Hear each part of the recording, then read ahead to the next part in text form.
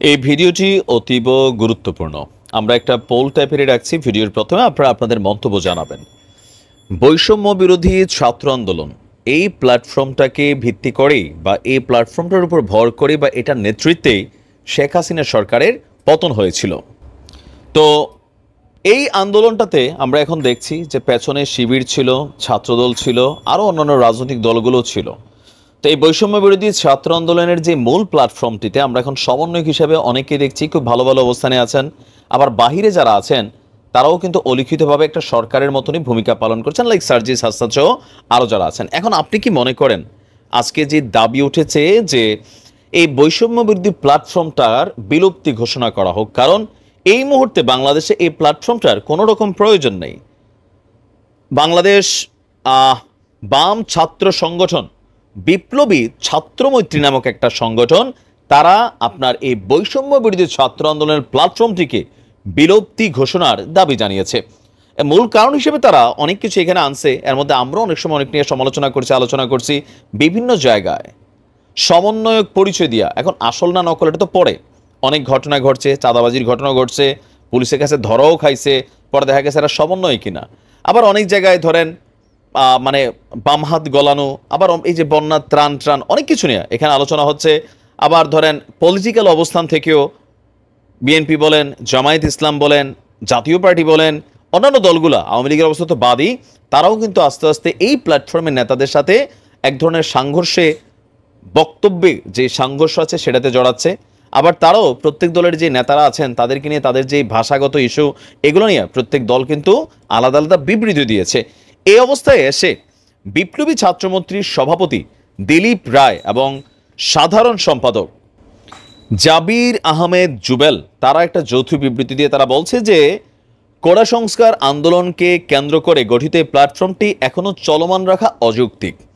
বর্তমানে এই প্ল্যাটফর্মটি একটি কর্তৃত্ববাদী জায়গায় পৌঁছে গিয়েছে, কথা সত্য। এখন এই প্ল্যাটফর্মের নামে সারা দেশে যা চলছে তা মূলতই গণ অভ্যুত্থানের গণ আকাঙ্ক্ষাকে প্রশ্নবিদ্ধ করছে। বর্তমান সময়ে এসে এই প্ল্যাটফর্মটিকে সরকার দলীয় ছাত্র সংগঠনের ভূমিকায় অবতীর্ণ হয়েছে। এই প্ল্যাটফর্মের সমন্বয়ক আনসারদের আন্দোলনে শিক্ষার্থীদেরকে ডেকে এনে আনসার শিক্ষার্থীদের মুখোমুখি দাঁড় করিয়েছে, যা পরবর্তীতে সংঘর্ষে পরিণত হয়েছিল। এছাড়াও আমরা দেখতে পাই সমন্বয়করা প্রতিটি বিশ্ববিদ্যালয়ে নিজেদের কর্তৃত্বের এমন পর্যায়ে নিয়ে গেছে, বিশ্ববিদ্যালয়ের উপাচার্যকে শপথ বাক্য পাঠ করেছে, যেটা সম্ভবত আপনার সিলেটে হয়েছিল। আমি এটা নিয়ে প্রতিবাদ করছি যে তোমরা এত দায়ের থেকে আসার বড় হয়ে গেছো না যে উপাচার্যের শপথ বাক্য পাঠ করবা।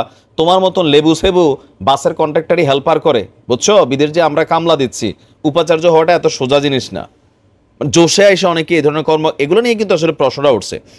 তো বলা হচ্ছে এছাড়াও আপনার বিভিন্ন বিশ্ববিদ্যালয়ে সমন্বয়ক পরিচয়ে প্রশাসনের নানান সিদ্ধান্ত গ্রহণে হস্তক্ষেপ করারও সংবাদ আমরা দেখেছি। শুধু তাই নয়, গ্যাং কিলিংয়ে মদত দিয়েছে, রাষ্ট্রীয় প্রটোকল নিয়ে সারা দেশে ঘুরিয়ে বেরিয়েছে একান্তই নিজস্ব রাজনৈতিক ম্যান্ডেট বাস্তবায়নের জন্য। এটাও সত্য। সমন্বয়ক না, যারা প্রধান উপদেষ্টা আছেন তারা রাষ্ট্রীয় প্রটোকল পাবেন, খুবই সিম্পল। কিন্তু সারজিৎ এবং হাসনাত যখন যায়, আগে পিছনে সেনাবাহিনীর গাড়ি, পুলিশের গাড়ি। তো বিপ্লবী ছাত্রমৈত্রীর প্রশ্ন হচ্ছে তারা কোন অ্যাঙ্গেলে এই প্রটোকলটা পাচ্ছে? এখন তার দেশে আওয়ামী লীগ নাই যে তাদেরকে জেল পুলিশ টুলিশ নিবে, বা রাষ্ট্র এখন একটা সিস্টেমে চলে গেছে।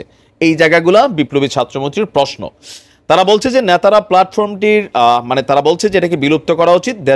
দেশবাসীর প্রতি তারা আহ্বানও জানিয়েছেন যে সারা দেশে যা কিছু ঘটছে তা আমাদের আতঙ্কিত করছে, স্পষ্ট করে তুলছে রাষ্ট্রেরই একটা অংশ গণ অভ্যুত্থানের সাথে বেইমানি করার পায় তারা চালাচ্ছে। ফলে গণতান্ত্রিক বাংলাদেশ নির্মাণের যে লড়াই, সেই লড়াইয়ে সফল বা সকল শ্রেণী পেশার মানুষের গুরুত্বপূর্ণ ভূমিকা পালন করতে হবে। আর এটাকে যেন অতি দ্রুত সমন্বয়করা বিলুপ্তি ঘোষণা করে। কিন্তু করবে আপনার মনে হয়? আমার মনে হয় না। ডক্টর ইউনূস সাহেব বারবার বলছে যে তোমরা ক্লাসে ফিরে যাও, তোমরা ক্যাম্পাসে ফিরে যাও। আপনি দেখেন গতকালকে একটা ছবি ভাইরাল হয়েছে, 8-এ পড়ুয়া এক ছাত্র একটা স্কুলে প্রধান শিক্ষককে এরা এখান থেকে অব্যাহতি দিতে হবে। প্রধান শিক্ষক ওঠার পরে সেই চেয়ারে নিজে বসে গেছে। তাহলে বুঝতে পারতেছেন যে এই লেভেলে আগামী জেনারেশন কতটুকু অভিশপ্ত হইয়া বড় হবে। শিক্ষকদের অভিশাপ কামাচ্ছে এরা। একটা শিক্ষকের অন্তরে কষ্ট লাইগা গেলে এই ছেলেটা বা এই মেয়েটা, এই যে মেয়েদের মধ্যে একটা বেয়াদব গ্রুপ বার হয়েছে বিভিন্ন জায়গায়, আমি দেখি যে ম্যাডামদের সাথে শিক্ষকদের সাথে কোন লেভেলের বেয়াদবি, তুই বোঝোস এখনো? তোর বাপ নাই? তোর কি বাপ মা নাই? এই বাচ্চা বয়সে 7, 8, 9, 10 পড়িস, এখনো দুনিয়ার বুঝোস না মাইয়া? পোলাপাইন করে তাও বুঝি, মেয়েরাও ভাই অনেক জায়গায় দেখি যে ছেলেটার থেকে এক চামচ আগানো। জীবন ধ্বংস, জামাইয়ের বাইর যাইও কিলগোতা ছাড়া আর কিচ্ছু ভাই, তার এটা মনোরাইক্য। প্রকৃতি প্রতিশোধ নেয়, বেয়াদবির কোনো জায়গা নাই। একজন শিক্ষক অন্যায় করলে এটার জন্য উপরে মহল আছে, কমিটি আছে, সেইভাবে হবে। তোমারও তো এই দায়িত্ব দেওয়া হয় নাই।